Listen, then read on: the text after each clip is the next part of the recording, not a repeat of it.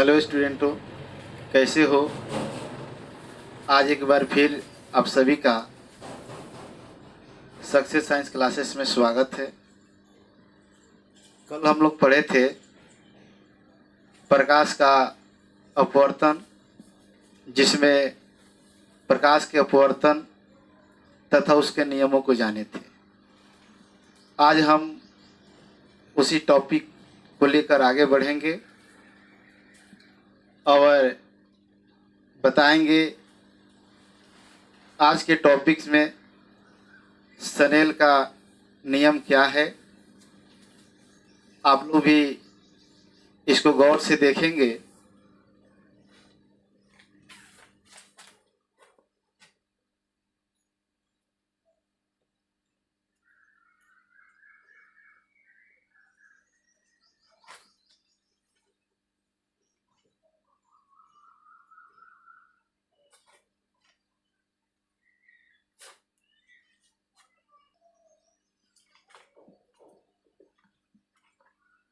तो आज हम लोग देखेंगे स्नेल का नियम। स्नेल एक वैज्ञानिक का नाम है और उन्होंने 1621 में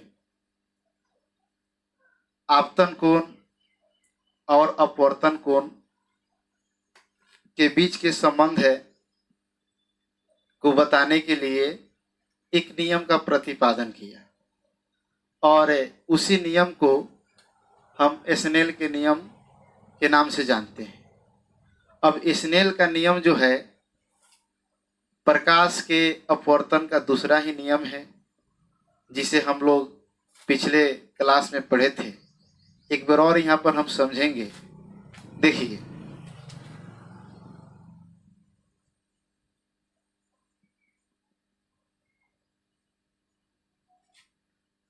प्रकाश के किसी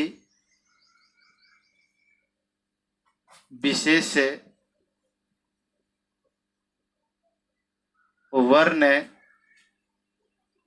यानी रंग, प्रकाश के किसी विशेष वर्ण यानी रंग के लिए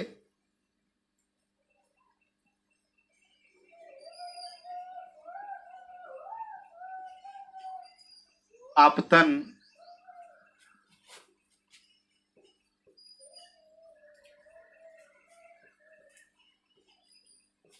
कोण की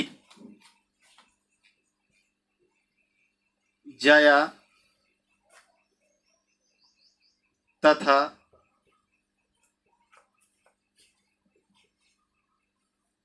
अपवर्तन कोण की ज्या का अनुपात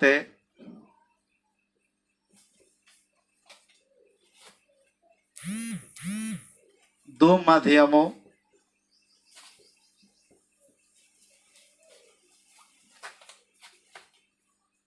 के लिए एक नियतांक होता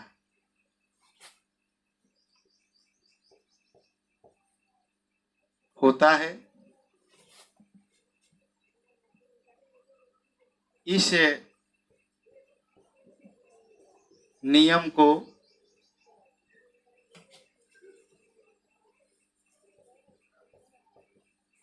स्नेल का नियम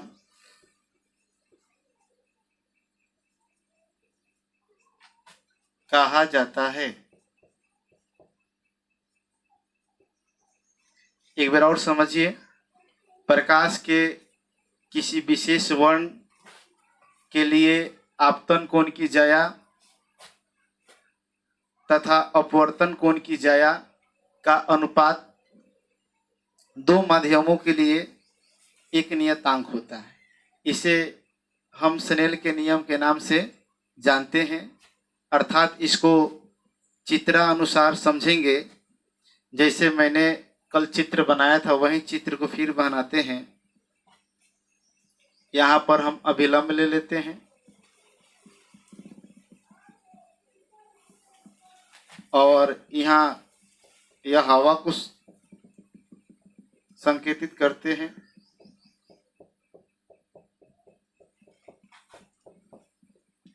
हवा और नीचे जल।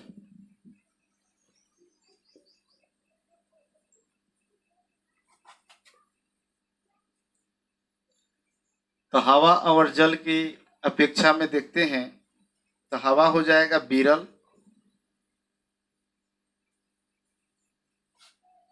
और जल हो जाएगा सघन, जिसे कल आप बढ़िया से समझे थे। अब एक किरण को यहाँ पर आपतित करते हैं।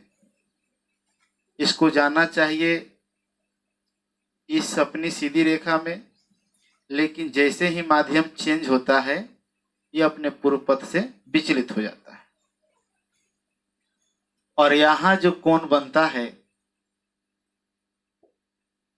आपतन कोण, जिसे आई से डिनोट करते हैं, और यहाँ जो कोण बनता है अपवर्तन कोण, जिसे आर से डिनोट करते हैं। अब यहाँ पर देखेंगे, अर्थात साइन आई बटा साइन आर, यानी जाया को इंग्लिश में हम लोग साइन कहते हैं, और यहाँ आई जो हो गया आपतन कोण और आर जो हो गया अपवर्तन कोण। और नियम कहता है कि एक नियतांक होता है तो हम बराबर लिख देंगे एक नियतांक। यही स्नेल का नियम है, आप लोग इसे नोट कर लेंगे। चलिए नोट कीजिए।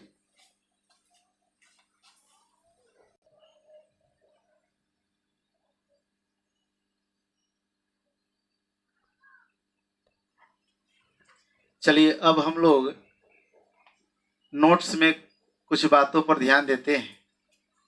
जैसे यहाँ चित्र में देख रहे हैं, यह प्रकाश के अपवर्तन का चित्र है। यह आपतित किरण या अपवर्तित किरण जो पहले आप लोग जान चुके हैं। अब जो है यहाँ पर जानिए, जैसे यह विरल माध्यम है, आपका सघन माध्यम है। तो यहाँ पर हम बताए हैं कि जब प्रकाश की किरण विरल माध्यम से सघन माध्यम में जाती है तो वह अविलंब की ओर मुड़ जाती है। यानी आप लोग पूछेंगे कि सर आपने तो बता दिया कि जब प्रकाश की किरण एक माध्यम से दूसरे माध्यम में जाती है तो मुड़ जाती है, तो फिर किधर मुड़ती है? इसी के लिए कुछ बातें इस पर ध्यान देंगे। यानी जब विरल से सघन में जाएगी प्रकाश की किरण तो वह अभिलंब की ओर मुड़ेगी, जैसे हमने इस तीर के माध्यम से बताया है। अब क्यों मुड़ेगी? क्योंकि यह यहाँ पर प्रकाश का वेग जो होगा अधिक होगा और यहाँ पर प्रकाश का वेग यहाँ कम होगा, इसलिए जो है यह किरण जो है अब अविलंब की ओर मुड़ जाएगी। दूसरी बात यही है कि जब वही प्रकाश सघन माध्यम से, यानी यहाँ पर सघन हो जाएगा, विरल माध्यम में जाती है तो वह अविलंब से दूर हटती है, क्योंकि यहाँ पर प्रकाश का वेग कम है और यहाँ पर प्रकाश का वेग आपका अधिक है, जिसके कारण यह दूर भागती है। चलिए इसको भी आप लोग नोट कर लेंगे। और तीसरी बात यह है कि जब प्रकाश दो माध्यमों को अलग करने वाली सतह पर लंबवत पड़ती है, यानी सीधी पड़ती है, तो ना ही वह अविलंब की ओर मुड़ती है और ना ही वह अविलंब से दूर भागती है, यानी वह बिना मुड़े सीधे आगे निकल जाती है। इसको भी आप लोग नोट कर लेंगे। और आज का क्लास यहीं तक, फिर कल लेकर आएंगे इसका अगला वीडियो, अगले टॉपिक को पढ़ाएंगे। और अंत में यह सभी विद्यार्थियों से रिक्वेस्ट करना चाहता हूं कि आप अधिक से अधिक अपने मित्रों को बताइए, शेयर कीजिए और मेरे चैनल को सब्सक्राइब कर दीजिए ताकि आकर मैं लाइव क्लास दे पाऊँ। धन्यवाद।